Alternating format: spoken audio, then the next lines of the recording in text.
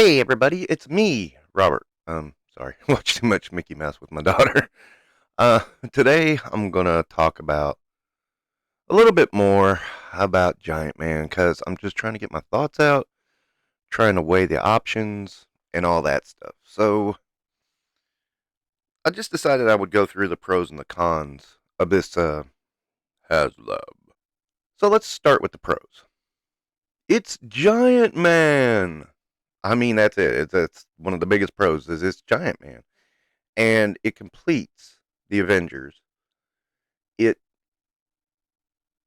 is Giant Man a necessary member of the Avengers? While he is a founding member, I don't think Giant Man is a necessarily a necessity for the Avengers. I think he's good to have. I think as long as you have a Hank Pym, which you know we do get a Hank Pym in the Avengers set, which is just a plain Hank Pym back in the days when he just decided he didn't want to have a personality or persona. We've got an Ant Man that can pass for Hank Pym, even though it's supposed to be Scott Lang. So we have Hank Pym's, is the point. Is Giant Man that necessary? I will say he's nice to have in the Avengers collection. He has not always been there in the Avengers, and the Avengers has functioned just fine without him. The core of the Avengers, to me, has always been Captain America, Thor, and Iron Man. And then there's some supporting characters that really it's better when they're around, but they're not 100% necessary. That's Vision, Hawkeye, Scarlet Witch, Black Widow, those types. If they are not around, though, there's plenty of others that can fill those gaps. So again, is it necessary? Um, Again, I'll put them in the nice to have around, but not necessary. Other pro, other pros. It's a good figure. I mean, if you take everything out of it, just as an action figure itself, it is a good action figure. That is true. I can't say much against it. I mean, it looks good. It looks the part. It looks like Giant Man. It's a good rendition of Giant Man. Yeah, it's a good figure. So let's get the cons. And this one's going to be wordy. Sorry, guys. First off, it's a crowd fund. Now, oh boy. I mean, crowdfunding for a large corporation is a touchy subject to begin with. And I know people are going to say, oh, well, they have to weigh the risks and the rewards. And it's like, we're not worried about the risk and the rewards. Why is the consumer supposed to show empathy for risk and rewards to a company? I am of the mind that the risk and the rewards are what the company needs to worry about and then try to get the product to the consumer. Now, yeah, that's what the crowdfund means. It's like, no, man, crowdfunds at their core are to help small companies get off the ground. Spiro Toys and Valaverse have both used this pretty effectively. And crowdfund, I mean, let's face it, crowdfunds after you're an established company come off as ingenuous. My best example is Simon, the game company. A lot of people who are into board games, look at that company and are like, why are they still doing crowdfunds? I mean, they are at the point they can just put out stuff and be okay. And they have put out stuff and been okay. The Song Ice and Fire miniature battle game, that was originally crowdfunded, but it's been pretty successful for them. So talking of crowdfunding, Valaverse and Spiro Toys have both utilized the crowdfund model to a great deal of success. And I mention those two because, as far as I can tell, those two are the most popular indie toy companies right now. I suppose an argument can be made for ramen toys as well. I don't have, I don't think we have access to figures and what's going on, but I mean, those two guys are getting mentioned everywhere as well as ramen. So, I mean, but those two use the crowdfund model to start up exactly what I was just talking about. Small companies to start up. That works. And then on top of that, you have Valaverse is not crowdfunding, is actually making that really big Vanguard. Not a crowdfund. From what I'm seeing, it's bigger than the His Tank, which was crowdfunded. So there you have that as well. It's kind of like, yeah, this stuff can be sold. Looking at Giant Man, particularly, I know Articulated Ninja brought this up. There's a huge Brachiosaurus, huge, bigger than the Sentinel, being sold on store shelves now for Jurassic. I believe it's Jurassic Park. And yeah, you got to take it out. You got to put it all together, but it is humongous. It is monstrous. And I mean, obviously that can be sold at retail. Now, I mean, you can talk about previous HasLabs like the Engine of Vengeance and the Rancor and all that stuff. They keep saying, "Oh no, we can't use the shelf space," and it's like, then how did Todd McFarlane get the Batwing on the shelf? I mean, how did he get the Batmobile on the shelf? I mean, those are big boxes. The Batwing, especially. Let's skip. Let's just skip the. People say the quality on that is bad, but let's skip that for a second and just take a look at that. Spin Master, they got a huge Batwing that was just a little bit smaller on the shelf too. I mean, it's like we're seeing some big ass items. Snake Mountain's coming out soon. I don't think it's on store shelf yet. I think it's been available through Matty Collector.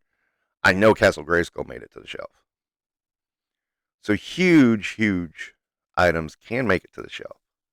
It's just, are you willing to do that? Now, personally, this is what I think. I think Hasbro knows they could get the shelf space. The problem is they only have a certain amount of shelf space, and they know that what's going to happen is that they're going to lose some pegs for shelf space. And that's their problem. It's not a question of can they get the shelf space. It's are they willing to give up some space that would have went to some individual figures that they would have made more money on versus the shelf space. Get what I'm saying? Yeah. Now, do I know that? No, but I mean, the more I hear this shelf space argument, the more I think that. And the more I think maybe the problem is Hasbro doesn't want to give up the shelf space for other stuff because they know they'll lose a little money. Or maybe they won't make as much money because Hasbro is about making the most money. Now, with these crowd funds, they obviously are making money off of these because they keep doing them. But how much are they really making? Well, there is that argument that they're putting it in a bank account and waiting until, the HasLabs are done and then collecting the interest. That's a possibility right there. Who knows? But I'm not a big fan of the crowdfunding model for a major corporation. I try to understand why a major corporation would do it, and I don't. I really don't. Again, my recollection of the sail barge was a dare. I mean, it was almost like a trolling by Hasbro to the fans. And the fans said, challenge accepted. And once they saw they could actually do it, they kind of went, okay, what do we do now? Let's put up Cookie Monster. Yeah, you see what I'm saying. But this is a company that's all about money. And if you ever doubt it, think back to the Inhumanoids. Remember the Inhumanoids were canceled because they only made $60 million in profit when the first year they were released. Only $60 million. Wasn't enough. End of the day, Hasbro's about the Benjamins. And I know people say, well, they're not in business to not make money. I didn't say that. I said they just want more money. And the crowdfunding seems to be a source that they can get. That's my take on it. But that brings us into price. And I have this as a con because while not exorbitant, it is still overpriced in my opinion. Now, a lot of people are saying this and that about the price. And at the end of the day, It comes down to, what do you think this is worth? And by my estimates, best case scenario, it's worth 150. That's with the faceplates and everything. Now, granted, I don't have any information about the balance sheets or anything like that. And I actually think it could sell for much less. Don't get me wrong. And that's not me wishing that everything be $1. That is just saying I'm weighing the value versus the product. Now then, that said, you also look at something. Galactus and the Sentinel. Galactus was twice this. Sentinel was 150 more. We were getting screwed over, and now when we know it, it's a little harder to give to that model when you know in the past they have screwed you over. I bring up Simon again. Marvel Zombicide.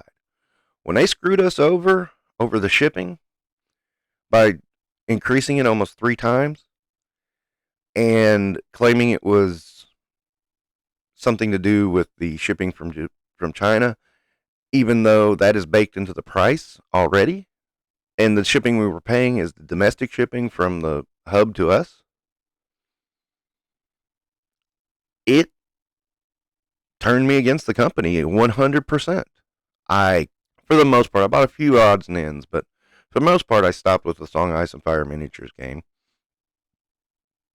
I have looked at Kickstarters they've done since then, but I'm not going to invest my time or energy into them.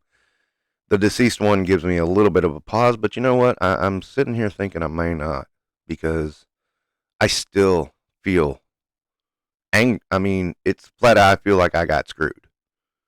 They're like, okay, we can get $50 out of every person who backed this, and that's 20,000 people. That's a lot of money. It's that simple. We got screwed.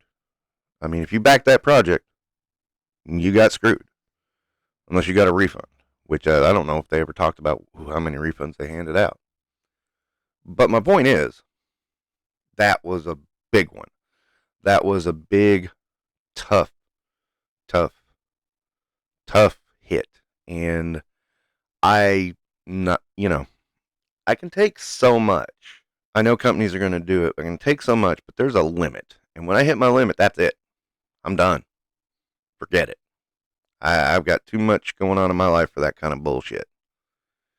And, I'm looking back at Sentinel and Galactus going, at the very minimum, people have been screwed over twice that we know of. We knew the Engine of Vengeance was a problem, but we were assuming those two were kind of okay. Maybe they weren't. And that's something that should give everyone pause and look up. It's just like the recent Trouble Bubble. What the hell? You got more paint on the new one, and it's $10 less? What the hell is that about?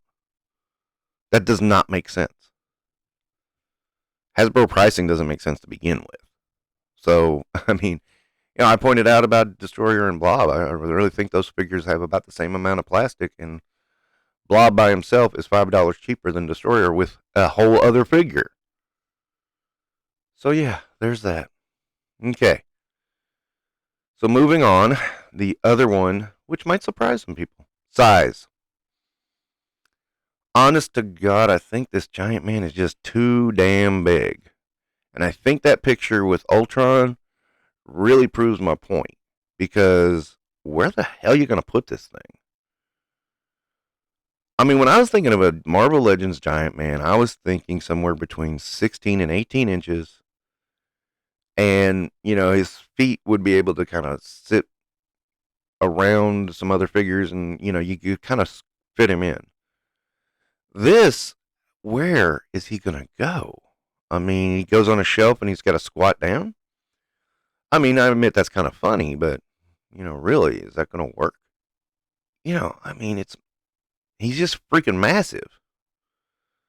I thought the Sentinel was too big, to be perfectly honest. Galactus, I can see the argument for him being so huge. Yeah, okay. But the Sentinel, I thought from the get-go, God, that thing is too damn big. And seeing it in pictures with figures, I think I'm still right on that. I did like you could do the master mold because that made sense. You do the master mold and then you get the smaller sentinels from the Marvel Universe line. You can kind of be like, oh, okay, this is the master mold. Master mold is bigger. But yeah, I just think the sentinel was too damn massive, and I think this is too damn massive. 2 feet tall. I mean, come on. It's just like there's a limit, and I think this is well past the limit. So there it is, the pros and cons. I mean, if you get right down to it, there's two pros. That it's Giant Man, and it's a nice figure. I suppose you could argue it completes the Avengers, even though I don't think it does. The cons are crowdfunding, price, and size. I don't know. I got a decision to make, but yeah, that's a bit much. It's look, you know, I'll come back to this again. I just want to get my thoughts out there and throw them around and just talk about Giant Man for a bit. All right. That'll wrap it up for Infinite Realms. Don't forget to like and subscribe. Oh, and if you think I'm bitching, shut the hell up.